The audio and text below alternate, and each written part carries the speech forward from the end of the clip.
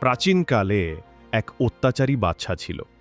সে মানুষের ওপর খুব জুলুম করত, কর বৃদ্ধি করত, গরিবের ওপর নির্যাতন ও শোষণ চালাত, কাউকে মানুষ হিসেবে সম্মান করত না। একদিন সে তার দরবারে বসেছিল। তখন তার রাজ্যের বিখ্যাত এক বুড়ো ফকির, যিনি আল্লাহর একজন অলি ছিলেন, দরবারে এলেন। বাদশা রাগ করে বলল, কে এই ভিখারি?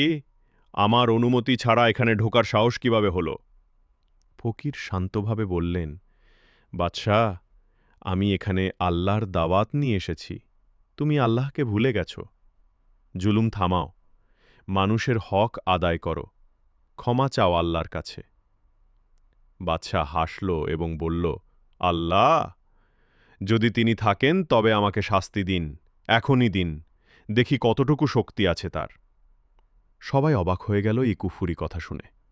ফকির বললেন, বাদশাহ, আল্লাহ ধৈর্য ধরেন, তিনি অবিলম্বে শাস্তি দেন না, তিনি সময় দেন, সুযোগ দেন, তবে যখন তার সিদ্ধান্ত আসে তখন রক্ষা নেই।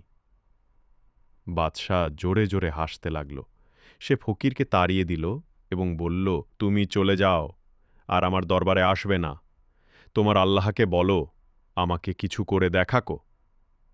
কয়েকদিন পর বাদশাহ একদিন ঘোড়ায় চড়ে শিকার করতে বের হল। হঠাৎ একটি ক্ষুদ্র মৌমাছি তার চোখে ঢুকে গেল।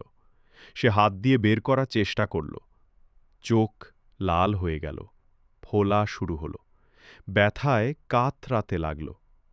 চিকিৎসকরা এলেন, তারা বললেন, রাজা, চোখে পচন ধরেছে, চামড়া কেটে ফেলতে হবে। বাদশাহ কাঁদতে লাগল। চোখ কেটে ফেলার পরও সংক্রমণ তার মস্তিষ্কে ছড়িয়ে পড়ল। কিছুদিনের মধ্যেই সে মৃত্যুবরণ করল। লোকেরা বলাবলি করল, দেখো, আল্লাহ কত ছোট জিনিস দিয়ে বড় অহংকারীকে শাস্তি দেন। একটি ক্ষুদ্র মৌমাছি দিয়ে বাদশাহর দম্ভকে চূর্ণ করে দিলেন।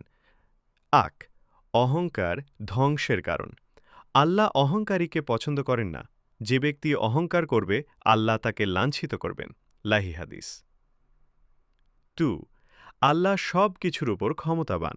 একটি ক্ষুদ্র জিনিস দিয়েও তিনি যে কাউকে শিক্ষা দিতে পারেন। 3. আল্লাহর বন্ধুদের অলিদের অসম্মান করা মহাপাপ।